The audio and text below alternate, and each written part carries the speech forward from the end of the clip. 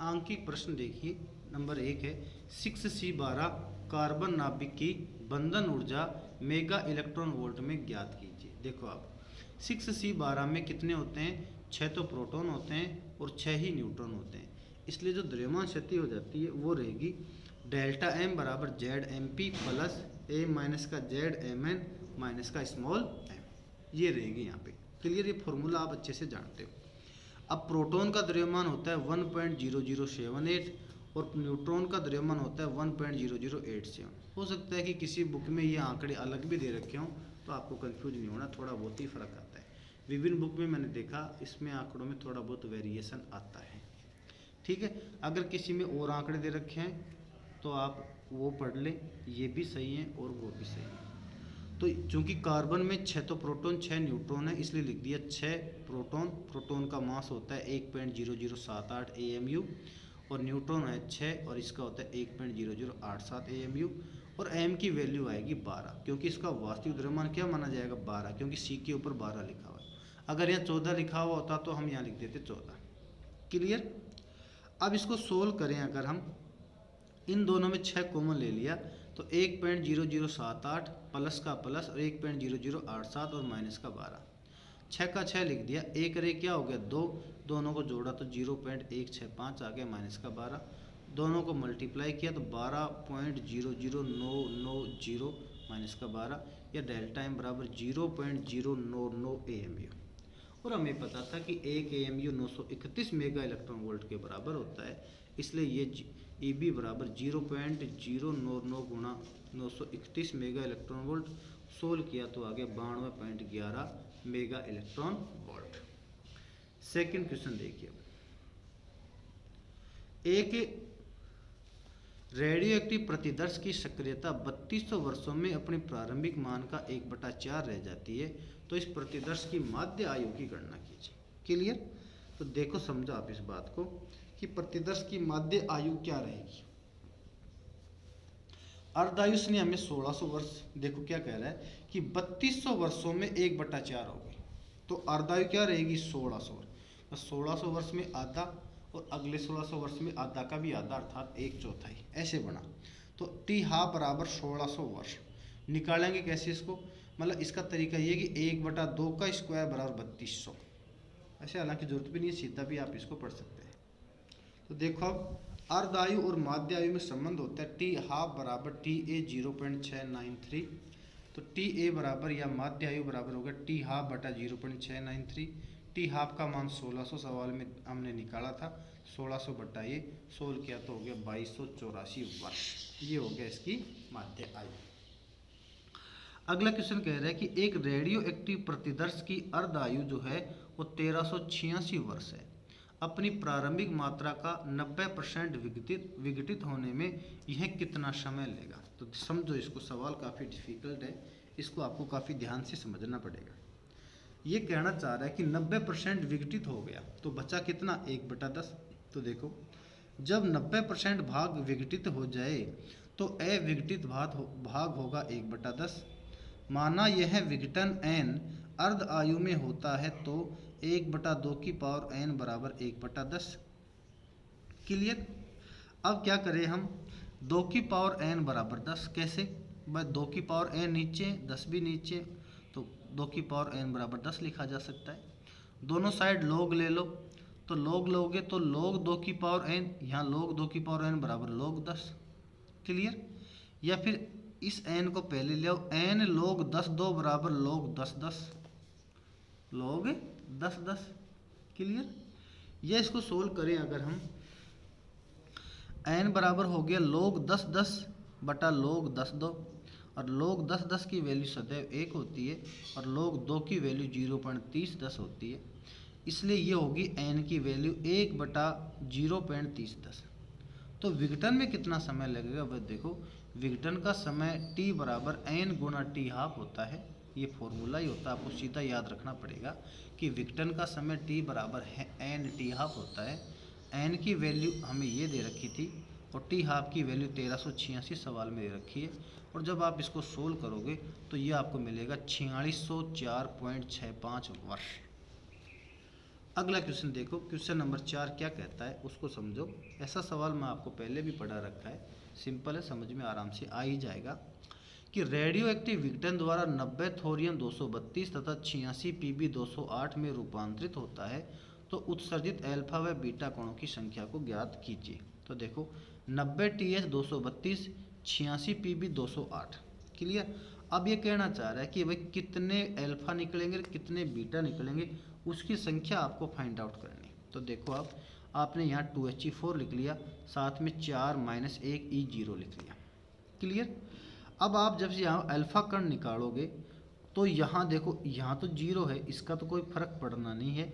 आप ये दिमाग लगाओ 232 में से कितने जाएं कि 208 बच जाए, 232 में से कितने जाएं कि 208 बच जाएं। तो आप अगर इसका दिमाग लगाओगे तो घटा के देखो, 232 में से जब 8 जाते हैं, 32 में से जब 8 जाते हैं तो कितने बचते हैं बेटा, 24 बचते हैं। इसका मतलब हो गया कि यहाँ इस हीलियम के कारण 24 की कमी पड़नी चाहिए। कितनी कमी पड़नी चाहिए, 24 की कमी पड़नी चाहिए। और एक में 4 की कमी पड़ती है तो 24 की कमी कैसे पड़ेगी, जब 6 हीलियम निकलेंगे। तो 6 लिख दिया यहाँ पर 2He4 के। इसके साथ तो कोई द्रव्यमान संख्या का चक्कर होता ही नहीं है, क्योंकि इसके ऊपर तो 0 लिखा हुआ है, इसलिए इसको तो छोड़ दीजिए पहले। इसलिए आपको 6 लिखना पड़ गया 2He4 के हिसाब से, ताकि अब 208 + 24 = 232 बैठ जाए।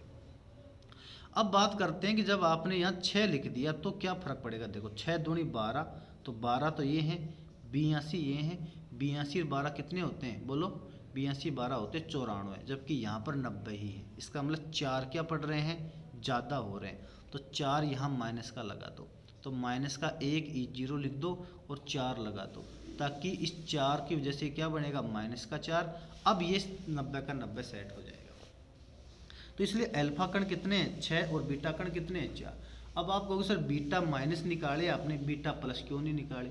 बीटा प्लस भी निकल सकते थे, लेकिन अगर आप यहाँ बीटा प्लस कर दोगे तो ऑलरेडी ये ज़्यादा हो रहे थे, ये तो और ज़्यादा हो जाते भाई। 90 की जगह 94 तो यही हो गए थे, और अगर 4 ये आप प्लस कर देते हो तो 94 4 98 हो जाएंगे, तो ये तो गड़बड़ हो गया। इसलिए उस गड़बड़ को मिटाने के लिए हमें यहाँ पर माइनस का चिन्ह लगाना पड़ा है, क्लियर। अब अगला क्वेश्चन देखो, क्वेश्चन नंबर 5 को समझो पहले। तो ये कहना चाह रहा है कि रेडियो एक्टिव पदार्थ के X सह से प्राप्त Y2 की द्रव्यमान संख्या व परमाणु संख्या क्या होगी। 72X 180, अल्फा कण इससे निकल रहा है तो Y1 बन रहा है, फिर ये +1 बीटा 0 निकल रहा है तो Y2 बन रहा है। ऐसा सवाल हमने पहले भी पढ़ लिया था, सिंपल सा क्वेश्चन है। 72X 180 से जब अल्फा निकालते हैं तो 2He4 हमें निकालना पड़ेगा। तो इसका मतलब हमें 72 में 2 कम करने पड़ेंगे 70, और 180 में 4 कम करने पड़ेंगे तो 176, है ना। अब एक बीटा 0 यहाँ जब निकालेंगे तो अब ये एक तो इसका बन गया, तो यहाँ 69 लिखो, ताकि 69 और एक कितने बन जाए, 70। 176 का 176 ही आएगा, तो बन गया Y2। तो ये हमसे पूछना चाह रहा था कि Y2 का परमाणु क्रमांक क्या रहेगा बेटा, 69 रहेगा, और द्रव्यमान संख्या रहेगी 176। अगला क्वेश्चन कहना चाह रहा है अपने से, किसी रेडियो एक्टिव तत्व का शांक 10⁻³ प्रति वर्ष है। लैम्डा का मान है 10⁻³ प्रति वर्ष। इसकी अर्ध आयु का मान फाइंड आउट कीजिए। तो अर्ध आयु T1/2 = 0.693 बटे लैम्डा है, या T½ = 0.693 बटे 10⁻³ है, या 0.693 × 10⁻³ है, या 693 वर्ष। छोटा सा क्वेश्चन था। अगला क्वेश्चन देखो, क्वेश्चन नंबर 7 क्या कहना चाह रहा है हमसे वो समझो, कि एक रेडियो एक्टिव पदार्थ की मात्रा 10 वर्ष में घटकर 25% रह जाती है, मतलब 1/4 भाग बच गया। तो इसकी अर्धायु व शांक की गणना करो। तो अविघटित भाग हो गया 25% या 1/4, वही लगाओ 1/2n बराबर 1/4। तो n की वैल्यू निकालो आप, तो 2n बराबर 4, 2n बराबर इसको लिखा 2 तो n का मान कितना हो गया, 2। वही फॉर्मूला पहले वाला कि यदि अर्धायु T½ है तो T बराबर n T½ हो जाएगा। T का मान कितना कहना चाह रहा, सवाल कह रहा था ना 10 वर्ष में, तो T का मान तो 10 है। n का मान अभी भी आपने 2 निकाल ही लिया था, तो T½ का मान आ गया 5 वर्ष, क्लियर। तो शांक क्या रहेगा, लेमडा बराबर 0.693/t½ हो जाएगा। वैसे तो टी हाफ बराबर ही लेमडा नीचे आता था, पर लेमडा को यहाँ भेज दिया, टी हाफ को यहाँ भेज दिया, तो लेमडा बराबर /5 या 0.1386 प्रति वर्ष। अगला सवाल देखिए, नाभिकीय संलयन अभिक्रिया है, ये 1H2 + 1H3 बराबर 2He4 + N निकल रहा है। तो क्या कहना चाह रहा है, मैं मुक्त ऊर्जा की गणना मेगा इलेक्ट्रॉन वोल्ट में फाइंड आउट कीजिए, और हमें वैल्यू दे रखी है कि मास ऑफ 1H2 का इतना है, मास ऑफ 1H3 का इतना है, मास ऑफ 2He4 का इतना है, मास ऑफ न्यूट्रॉन इतना है, और एक AMU या एक U 931.5 मेगा इलेक्ट्रॉन वोल्ट के बराबर होती है। तो सबसे पहले हम क्या करेंगे कि इसमें दो तो अभिक्रिया में अभिकारक हैं, ये दो इसमें उत्पाद हैं, तो अभिकारकों का कुल द्रव्यमान निकाल लो। तो अभिकारक ये दोनों है ना, और इन दोनों का मास ये दोनों है। तो देखो आप इधर कि अभिकारकों का कुल द्रव्यमान क्या निकाला इसने, वो सबसे पहले वो निकाला बेटा 2.014, ये लिख दिया, और 3 पॉइंट वाला ये लिख दिया, इन दोनों को जोड़ा तो ये तो हो गया अभिकारकों का कुल द्रव्यमान। अब निकाले हम उत्पादों का कुल द्रव्यमान, तो ये हो जाएगा, इसको और N वाला जोड़ दो, तो ये तो 2He4 वाला है, ये N वाला है, इन दोनों को जोड़ो तो आपको ये मिल गया 5.011 इतना। क्लियर। तो द्रव्यमान शक्ति क्या हो जाएगी, द्रव्यमान शक्ति ΔM बराबर हो जाता है इन दोनों का अंतर, किसका, अभिकारकों में से उत्पादों का घटा दो, तो अभिकारकों में से उत्पादों का घटाया तो हमें इतना प्राप्त हो गया। तो मुक्त ऊर्जा E बराबर है ΔM गुणा 931.5 मेगा इलेक्ट्रॉन वोल्ट। यह E बराबर ΔM का मान 0.01888 और 931.5 दोनों को मल्टीप्लाई कर लें तो 17.584857 मेगा इलेक्ट्रॉन वोल्ट। अगला क्वेश्चन कहना चाह रहा है कि दर्शाइए कि किसी नाभिक का नाभिकीय घनत्व द्रव्यमान संख्या A पर निर्भर नहीं करता है। ये हमें दिखाना है कि माना किसी नाभिक में उपस्थित एक न्यूक्लियन का द्रव्यमान m है, समझ गए। और ये सवाल एग्जाम में पूछा हुआ भी है कि जो नाभिक के जो घनत्व है ना वो A पे डिपेंड नहीं करता, अर्थात नाभिकीय घनत्व सदैव कांस्टेंट रहता है, ये हमें प्रूफ करना है यहाँ पर। तो किसी नाभिक में उपस्थित एक न्यूक्लियन का द्रव्यमान m है, और यदि द्रव्यमान संख्या A है तो नाभिक का द्रव्यमान हो जाएगा m बराबर m गुणा A, समीकरण नंबर 1।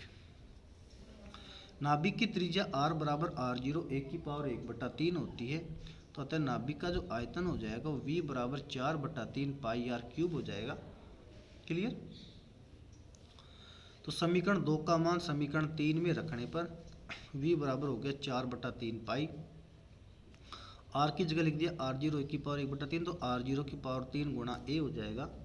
और नाभिक का घनत्व ρ बराबर द्रव्यमान बटेवा आयतन होता है, तो द्रव्यमान तो है ma और आयतन है ये वाला 4/3 वाला, पाई r0³ A। यह सोल्व किया तो ये 3 ऊपर चला जाएगा और A से A कट जाएगा। तो आप देख रहे हो कि इसमें m तो क्या किसी न्यूक्लियन का मास है जो कांस्टेंट होता है, 3 भी कांस्टेंट है, 4 भी कांस्टेंट है, पाई भी कांस्टेंट है, r0 भी एक नियतांक था ये भी कांस्टेंट है, इसलिए रो क्या हो जाएगा, कांस्टेंट ही हो जाएगा। तो देखो आप समीकरण 6 में m व r0 नियतांक हैं जो सभी नाभिकों के लिए नियत होते हैं, अतः यह सिद्ध किया जा सकता है कि नाभिकीय घनत्व द्रव्यमान संख्या A पर निर्भर नहीं करता है। क्लियर। इस प्रकार से जो क्वेश्चन हमसे पूछना चाह रहा था वो क्वेश्चन का उत्तर हमें प्राप्त हो गया है, और हमने सिद्ध कर दिया है कि रो का मान A पर डिपेंड नहीं करता है। अगर आपको इसके साथ ये चैप्टर हो गया है फिनिश। अगर आपको किसी प्रकार का इस चैप्टर में डाउट है तो आप कमेंट सेक्शन में जाकर मुझसे पूछ सकते हैं। धन्यवाद।